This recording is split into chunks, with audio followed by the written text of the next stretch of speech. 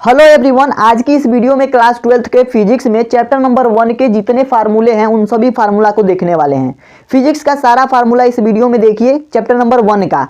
फिर अगली वीडियो में चैप्टर नंबर 2 का फार्मूला बताएंगे। इस वीडियो को जो है ज़्यादा से ज़्यादा दोस्तों के पास शेयर भी कर दीजिए, क्योंकि आप सभी को मैं बता दूं तो फार्मूला इतना इंपॉर्टेंट होता है कि अगर आपको फार्मूला याद नहीं है तो छोटा से छोटा क्वेश्चन भी आपका जो है गलत हो जाएगा।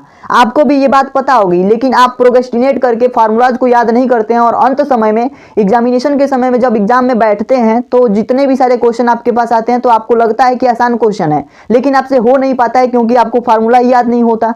तो इस वीडियो में चैप्टर नंबर 1 के जितने भी इंपॉर्टेंट फार्मूलाज हैं उन सभी को बताने वाला हूं। इसी तरीके से हमारी ये सीरीज चलने वाली है, जिसमें हम सभी प्रश्नों को, सभी फार्मूलाज को बताते हुए उसके बाद से इंपॉर्टेंट क्वेश्चन की सीरीज को चलाएंगे। तो इसमें हम इंपॉर्टेंट जितने भी फार्मूलाज हैं उनको पढ़ लेते हैं। कौन कौन से इंपॉर्टेंट फार्मूलाज है इस चैप्टर में, आइए हम इसको देख लेते हैं। तो अगर हम पहले फार्मूले की बात करें तो पहला फार्मूला आता है कूलाम के नियम के द्वारा। जो कूलाम के नियम से हमारा फार्मूला निकलता है OF बराबर 1/4πε0 Q1 Q2 अपन में R² निकल के आता है। वहां पे हम देखेंगे Q1 Q2, तो Q1 Q2 क्या होता है, आवेश होता है, और नीचे R² है। जो R है ना, ये दोनों आवेशों के बीच की दूरी होती है।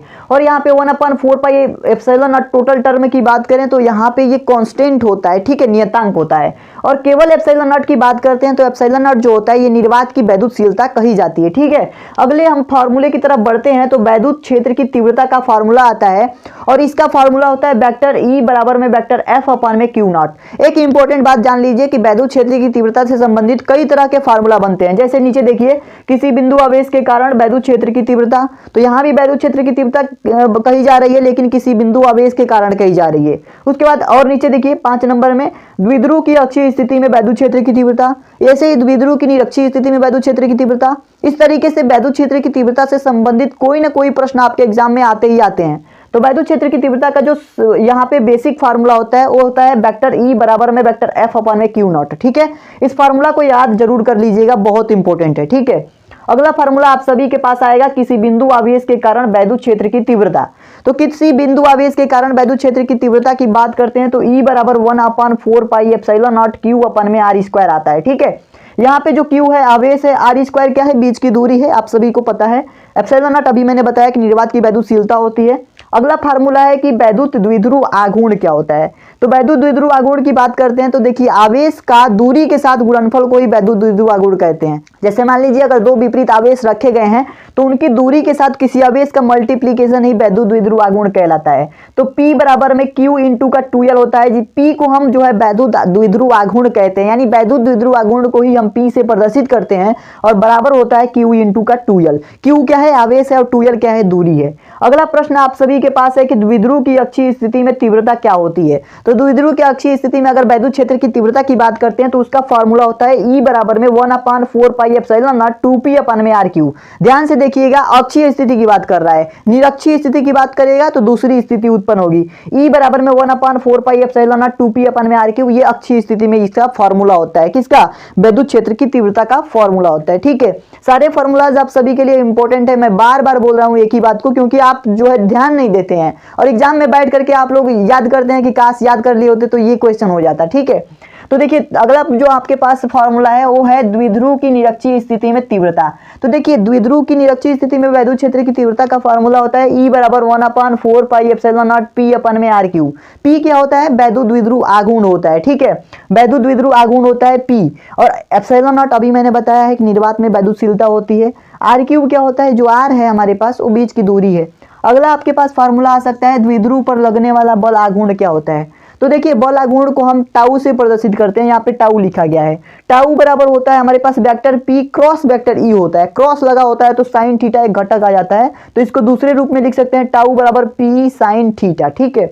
ये फार्मूला ये इंपॉर्टेंट है, इससे संबंधित कई सारे न्यूमेरिकल क्वेश्चन कई सालों में आए हैं, तो इसलिए मैंने ये फार्मूले को यहाँ पे रखा है। अगला जो आपके पास फार्मूला आ सकता है वैद्युत फ्लक्स से संबंधित फार्मूला है, जो फाई बराबर vector E dot vector A होता है। वैद्युत फ्लक्स का फार्मूला होता है फाई बराबर vector E dot vector A होता है। अगर इसको दूसरे रूप में लिखना चाहे तो फाई बराबर EA cos थीटा हो जाएगा, ठीक है। अगला फार्मूला गाउस का नियम, ठीक है। गाउस का नियम जो है वैद्युत फ्लक्स से ही संबंधित है, तो फाई बराबर Q अपन में ε0 ये फार्मूला होता है, ठीक है।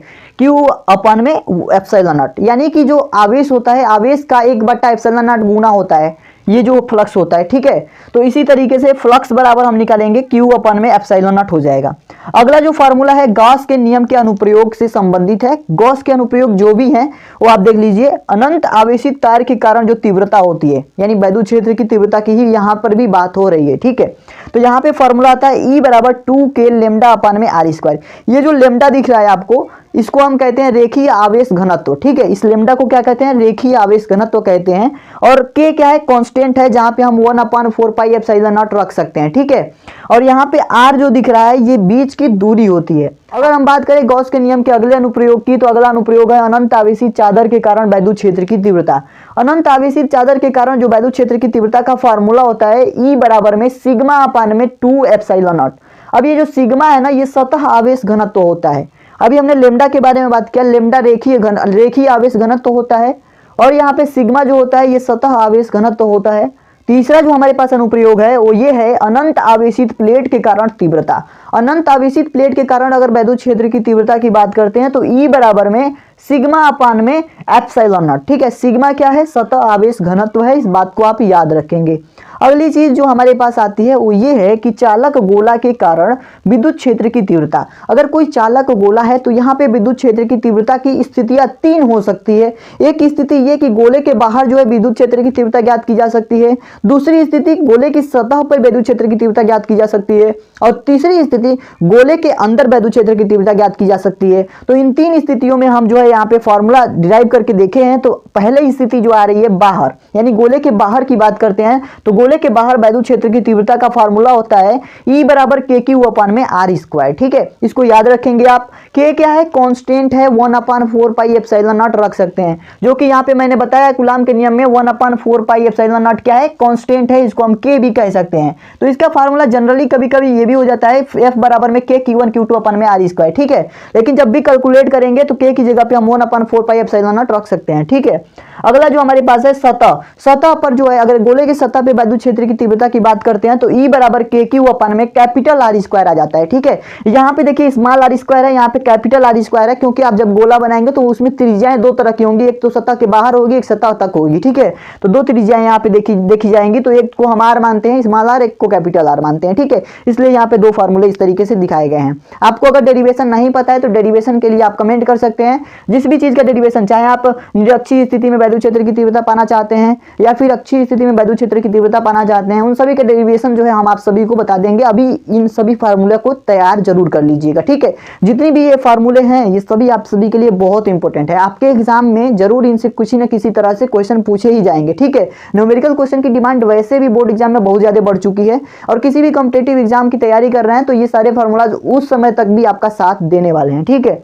अगली चीज आपके पास अंदर, यानी अगर गोले के अंदर वैद्युत क्षेत्र की तीव्रता की बात करते हैं तो हमारे पास जो E का फार्मूला आता है, यानी कि वैद्युत क्षेत्र की तीव्रता वहां पे 0 होती है, ठीक है। किसी भी गोला चालक है तो गोला चालक के अंदर अगर वैद्युत क्षेत्र की तीव्रता की बात करते हैं तो वहां पे E का मान जो होता है 0 होता है। बाहर बात करें तो ये फार्मूला, सतह पे बात करें तो ये फार्मूला, और अंदर बात करें तो 0, ठीक है। इन सारे फार्मूलाज का हमने निपटारा इस वीडियो में कर दिया है। आई होप कि आप सभी को ये सारी चीजें समझ में आ गई होंगी। अगर आपको किसी भी तरीके की कोई डाउट अभी भी रह गई हो तो आप कमेंट बॉक्स में जरूर बता दीजिएगा। अगर कोई त्रुटि हुई हो तो हमें माफ कर दीजिएगा। एक जो है छोटा सा प्रयास है आप सभी का बोर्ड एग्जाम में बेहतर बनाने के लिए, आप सभी का रिजल्ट बेहतर बनाने के लिए। इस चैनल को सब्सक्राइब कर दीजिएगा। हम आप सभी के साथ हैं एग्जामिनेशन तक, ठीक है। अभी के लिए इतना ही दोस्तों, मिलते हैं एक नई वीडियो में, तब तक के लिए धन्यवाद।